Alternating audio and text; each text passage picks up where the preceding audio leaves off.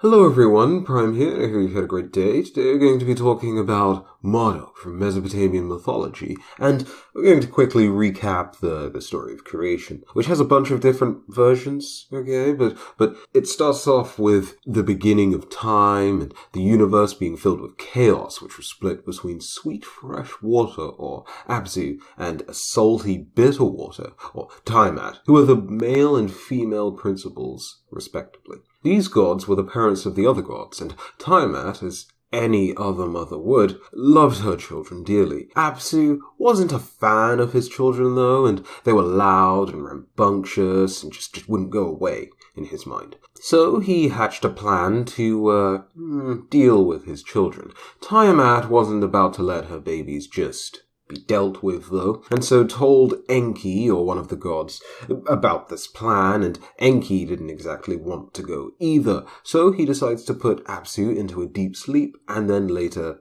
offs his father. He then takes his father's corpse, or leftovers, and creates a home for himself. This would be the Earth, which reminds me of a certain All-Father doing something similar to a certain frost giant. Tiamat never wanted or expected her husband to be dead because of any of this, and waged a war against her children. None of them could defeat their mother, who became lonely and entered a relationship with Kingu, another god who was then in charge of her armies. Marduk sees all of this, and he's a younger god, and takes the opportunity to strike a deal with the rest of the gods. He would undo Tiamat and all of this chaos and nonsense that she brought upon the world and all of that, and in return, the other gods would accept him as their king. And in some versions of the story, Marduk has to do a bit of convincing, but the point is that the gods, through some method or another, agree. And after the promises had been made, Marduk wins a 1v1 against Kingu, and then loosens an arrow into Tiamat and breaks her apart, spawning some rivers.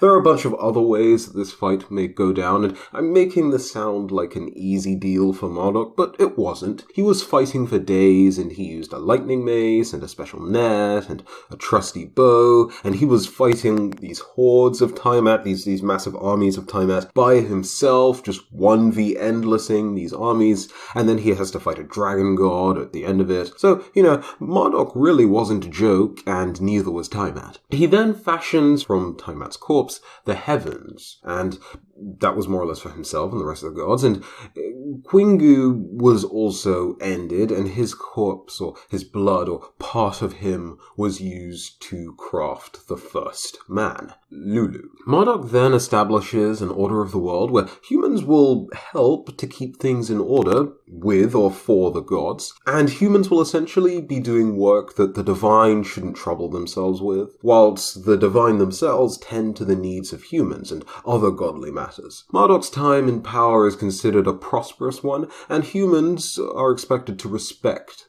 the wills of the gods. Despite all of that, it was believed that the gods would live inside the temples constructed for them, which made worship by the Mesopotamians smoother, and Marduk had his time to shine amongst the worshippers as a supreme city deity, specifically the city of Babylon. Thanks to this, it wasn't impossible for Marduk to be taken by other people, as it was believed that his presence was inside the city walls, in the form of a statue or some other thing that could be physically moved. But it was believed that whilst a god was inside of a city, they would watch over the city and keep the forces of chaos at bay. So you can understand how important of a symbol he became, and many other gods became, to specific cities and areas of the land. It was customary for the city folk to carry certain statues of gods out for some fresh air, because every god deserves some fresh air, a bit like, dogs and cats and animals, but, these are higher beings, so I suppose that's not the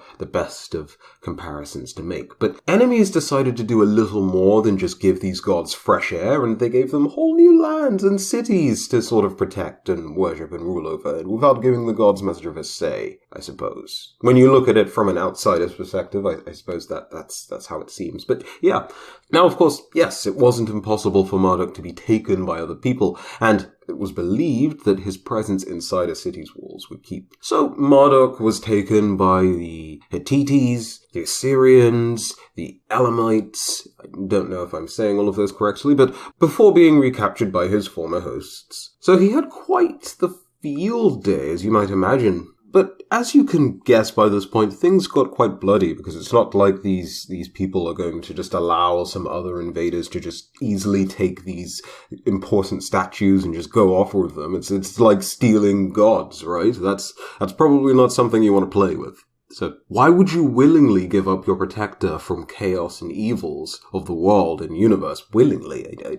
You wouldn't, right? So I should mention that these cities had their own... So yeah, pretty much every city had their own Patreon gods. So it wasn't like these invaders had none and then they were just stealing just for the sake of having one. At least that's the sense I've gathered. I might be wrong on that. I'm not 100% sure if sometimes people just got greedy and they wanted multiple gods in their cities, and if the gods were even okay with that deal, but meh. These protectors were so important that in one myth, Ura, the god of war, gets bored and he has nothing to do really, so he just decides to declare war on Babylon to fix his boredom problem. And yes, that's Marduk City. So the other gods tell him that it's a bad idea, but Ura does it anyway and travels to Babylon. When he arrives, he tells Marduk that his fashion choice is just disgraceful. He's wearing these shabby, disgusting, disgraceful-looking clothes, and he should probably change. Of course, he probably didn't say it like that, because, it's Marduk he's talking to, a guy that 1v endless dragons, and is just really powerful, and probably someone you don't want to play around with too much.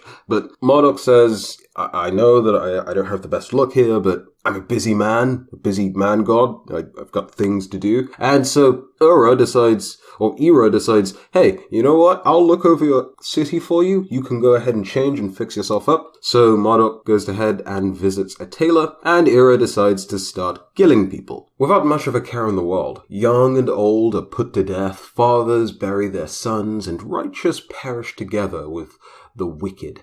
Edgy stuff, I know, but Marduk eventually comes back for some reason and stops Ura, and then our war god is given a godly timeout in a sense. Well, he's brought before the rest of the gods and forced to explain himself and why he did what he did, and Ura says something along the lines of, because I felt like it. Which I don't really know what happens after that, whether, Ura's killed because, you don't play with Marduk, or he's just let off with a slap on the wrist, or whatever the case is. But I guess that's kind of cool. This Ura person definitely has more balls than Ares. Can you imagine if Ares tried something like that? Poor Ares. I don't imagine that would go very well for Ares. But yeah, Zeus has quite the temper. But that was a video on Marduk. I hope that you did enjoy. If you're curious a bit more for more of the variations of the story, the first story of creation, I kind of glossed over it because I've already talked about it in Timat's video. So I think I'll leave Timat's video, a link to that in the cards somewhere. You can go ahead and check that out if you're more curious about that. But as I said in the previous video, go ahead and leave in the comment section below which other Mesopotamian gods you'd like me to cover next, because these seem to be getting a bit more spicy, these stories. Yes, I want to read more. And if you're enjoying the content, go ahead and leave a like and subscribe to the channel for more content just like this. But until the next video, have a very good day. I've been Prime, and I'll see you in the next one. Bye-bye.